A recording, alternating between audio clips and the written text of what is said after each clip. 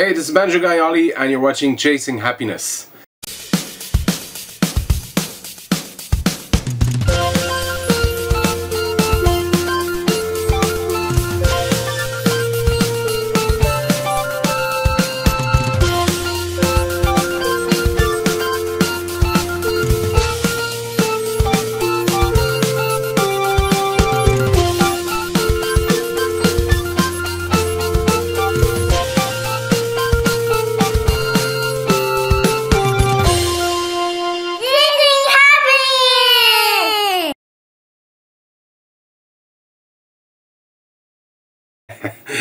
What's going on? A ton of things. I'm very busy with the channels.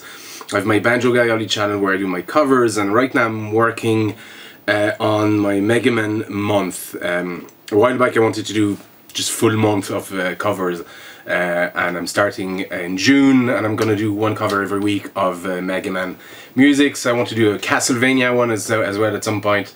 And maybe go back and re-explore Undertale. I'm also working on a semi-secret project of a popular Amiga game, yeah,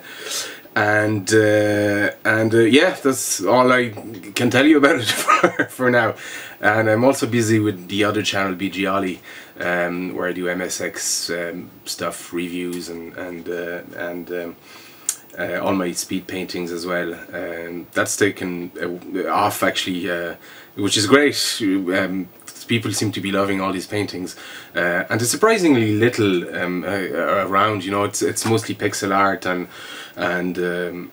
bead art and that kind of stuff. But in terms of actual artwork and concept art, at least in traditional form, there's not a lot around. So it's really cool that people seem to be enjoying these. So yeah, busy, very busy. Also, I'll be at the Retroware Retroworld Expo, convention, sometime in October. I'll probably make my own video to announce that, but it's confirmed, it's going ahead, and I'll be there. So that's really cool. Really excited about that. My earliest video game memory is, God, I think it's the video pack.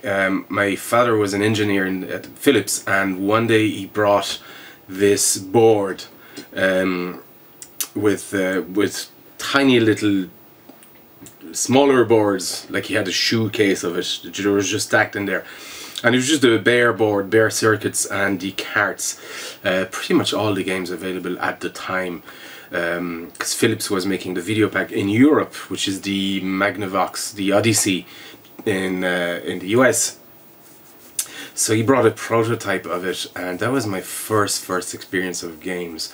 I know for a fact with a Pong console, but I think the video pack was actually, I played the video pack before the Pong console at my mother's house. So yeah, that would have been the video pack, and I think I was like 5 or something like that, or 4 or 5. Like, I was very young, and just being amazed by what I was seeing on screen. Like, you know, it was like stuff you'd see in films, really, or in sci-fi films, and there it was on my TV screen.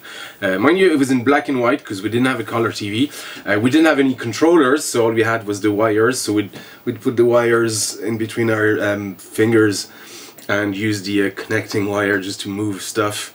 We didn't have enough. We needed 5 for all directions, so we actually managed. I don't know how we managed it, but it was really archaic way to move stuff. And then we got the controllers, and we actually got a proper video pack with a case, you know. But we had all the games for that. It was really cool. So that was my first earliest experience with video games in general. And after that, I had a couple of Game & Watch, and the MSX then came out a couple of years later, because Philips was making the MSX, and my dad was an engineer there. So the MSX one, that was really cool, and it was all on tapes. So there was no discs or carts yet. All the games we had were on tapes. And I'd never heard of Sega or Nintendo at the time, you know. So that was my only gaming consoles were the video pack and the MSX. at the time. I remember the first time I saw the MSX, I walked in the room and my dad had programmed a small, I made a small program in BASIC that just says, "Hi Ollie, how are you?" But he called me over and ran the program as I walked in, and I looked at the screen going, "Oh my god, this freaking thing is talking to me." So I was both shocked and amazed, and I think I actually replied, "I'm fine, thank you," thinking it was actually the computer talking to me. My dad got a good laugh out of that. But yeah, that was my first experience with the MSX, and then after that it was just great. It was a great machine. It was the only machine I had anyway, so for many years. And I still love it. I mean, I do the MSX Mansion series because I'm so passionate about the MSX. After that I had an Amiga, but I got to my friends at Sega Master System, and there's a friend with an N.E.S, PC Engine and all that. I actually didn't know anyone. I didn't know anyone with an N.E.S, so I pretty much skipped the entire N.E.S platform as a kid, because I didn't know anyone that had one. It wasn't that common in France, which is very interesting because retro gaming now is all about mostly Nintendo, it seems. There's still a lot of Sega as well, and even in France, like the NES is very popular in the retro gaming community. But back then, I didn't know anyone that had an NES, and it wasn't that common a console. So it's funny to see how, yeah, very selective nostalgia there on part of the retro gaming scene, at least for France. But Sega would have been the big console over there. So yeah, that's my gaming memories. Well, it's got to be the MSX. Yeah, and the Amiga was pretty great. It's hard to choose, but I mean, as far as impact and the effect it had on me, and because as it wasn't just a console, it was a computer, and you could do. I learned so much. I learned how to play music, or how to develop an ear for music. I started making music with the MSX, not with instruments, but with actual programming the sound chip directly on the MSX. And it's only years after I got it, like 10 years after I got my first guitar, and it was horrible because you couldn't do anything with it. I couldn't compose entire pieces on the MSX, but I couldn't get two notes together on the guitar at the time. So. But yeah, it would have been the MSX really. I learned graphics, I learned programming, learned so many stuff on the MSX, and I could play games. It was really cool to have that machine as a kid, or I suppose any computer really. For me it was the MSX definitely, and the Amiga after that. I mean, the Amiga was just jaw-dropping, coming from an 8-bit background, and suddenly you were in the 16-bit world, and you had all these games, and the demo scene was just huge, and so good at what they were doing, like the stuff that was coming out. The first 3D games, and you know, they were all on the Amiga really. So yeah, that would have been my second machine. My third machine was the PlayStation, the Sony PlayStation, and then I moved on to PCs after that. But like I said, I own, or at least I tried different consoles, and we used to swap. So I'd give my friend the MSX for a month or two, and he'd give me whatever his Sega Master System to play. So I got to experience a lot of different platforms, but MSX all the way. I collect I collect pretty much whatever I can find at flea markets and car boot sales and charity shops. If it's cheap and any good or odd or different, I'll get it. But my collecting platform of choice is I have a few, but first the MSX. I would give the MSX a priority, financial priority. And then after that, it's a toss between the PC big box and the Amiga big box as well. Yeah, and then yeah, the MSX again. You know, it's and whether it's I try to get stuff complete in box.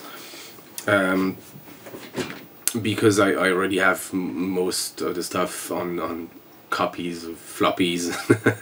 So it's more to have the complete in-box collection as opposed to just experiencing the games.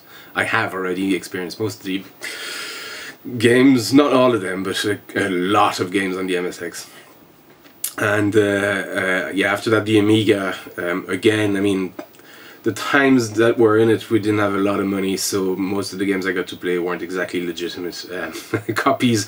So now I'm making up for for that time by getting actually legitimate copies, which is a shame it's now, because it's not actually going in the pockets of the actual developers, but at least makes me feel slightly better about it. And then after that, yeah, it's whatever I can find. I mean, if it's on a cart and it's cheap, I'll probably just get it. PlayStation 2 is a cool system to collect for. PlayStation 1 and PlayStation 2, because you still find an awful lot of it, at least in Ireland here, and it's dirt cheap. I mean, you find them for 50 cents to €1. Like I would not spend much on the, you know, most titles. Like you'll find them for €2 seems to be my limit for any PlayStation 2 game. 3 for PlayStation game, and you find a ton of them. Like most weeks I find about 10 games I don't have, and they have a huge collection as well. So yeah, I have NES stuff. I don't know, I don't have a lot. I have about 40 cards for the NES and same for the SNES. I'm trying to get into the Master System and the Mega Drive more than the Nintendo stuff, because like I said earlier on, there were consoles that were around when I was a kid. Nintendo just didn't have a huge presence in France. It had some, but not a ton. Like I knew one guy that had an SNES. Everybody else had either Sega or computers. Computers were in Europe were just huge, or mainland Europe were just huge. My favorite video game memory, I have two, and again they're on the, no, I have three. I have a lot actually. It probably my first one is Vampire Killer on the MSX. I have it here. That is my original copy of Vampire Killer on the MSX, we just got the MSX2, and there was only one shop in town that had some video games, and they had this just in the display case. Never heard of it, I didn't know what it was. All I knew is that, because I had a few MSX games before, and a lot of them had the Konami logo on startup. So I saw Konami and I went, I actually thought it was the name of the game. So I went, oh, Konami, it's a great game. So I picked that up, and then I looked at the back and it looked fantastic. So I picked that up, and my jaw dropped when I came home. It was just amazing. Yeah, I remember it like I just played it for about 5 hours straight that evening. I didn't leave my room. Maybe 10 minutes for dinner, and then I was straight back into my room just playing that. And it was just the music, the gameplay was fantastic. I mean, anyone who's played it on the NES knows, you know. But on the MSX, it was I think it's a better version. I account for my own nostalgia there, but I think it's a better version than the NES game, because it's so different. It's more exploration based, and yeah, the music is probably better on the NES, but graphically it was just fantastic. There was this one, another game called The Treasure of Ushas, which I have here. I have not done a review of this game yet, but Treasure of Ushas, and I'd seen a review in a magazine, and there was no, the shop where I'd bought the other game was gone by then. Actually, I didn't buy this game, my father bought it for me, because as a 7-year-old kid, didn't quite have the money for it. But I had saved money.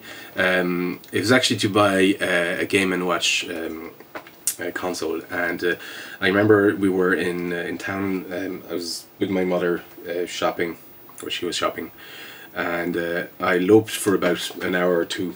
And just looked around shops, and I found this game shop, and they had one game for the MSX, and it was this, and it didn't have a manual at the time, so actually they gave me the game for a discount, but it was all my savings, which was a lot of money for a kid, and I bought the game on the spot, and then my mother gave out to me and grounded me for about a week, so I didn't get to play it for a week. I was watching, all I could see was the box on the shelf, out of reach, and I wasn't allowed to play it for a week. And then, but when I got to play it, it was a combination of just being able to play it and the fact that it's probably one of the best games on MSX. I'll have to do a review at some point. I would put it probably before Vampire Killer. Yeah, it's a fantastic game. Amazing music, amazing graphics, and amazing gameplay.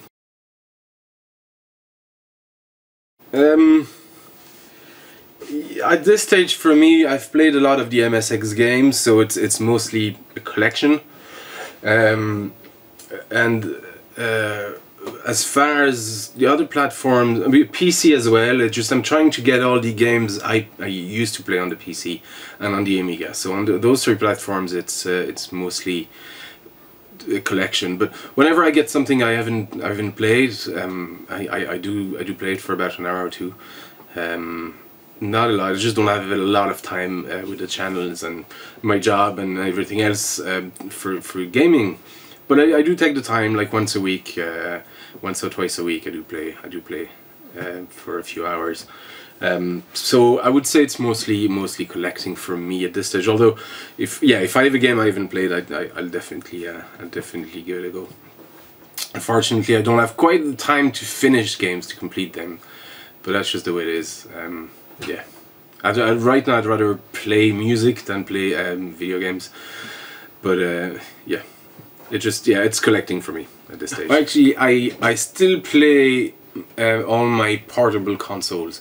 So I have all my Game Boy stuff and Game Boy Advance, Game Boy Color, Nintendo DS and 3DS. I still play that a lot, actually. And my PSP. You find a lot of PSP, DS. Some GBA stuff, not a lot, but I do find the odd card every now and then. There's still a lot around, and I play that because it's convenient. You know, you can just, if you're waiting for 5 minutes or 10 minutes, you can just play that. I play my Game & Watch and all my LCD consoles a lot. I play these even for 5 minutes or just a quick game. I just don't have time to spend like 3, 5, 10 hours on a big game. The only one I would play was probably just Fallout and Skyrim, really. Games like that, but they take a lot of time.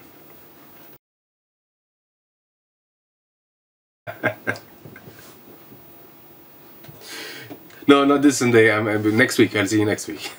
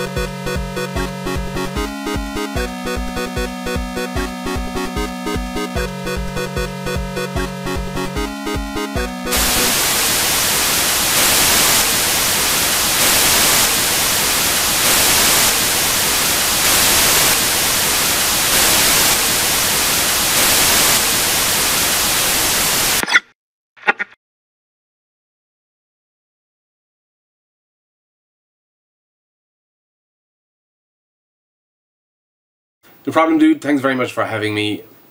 I'll see you at the camera side, buddy.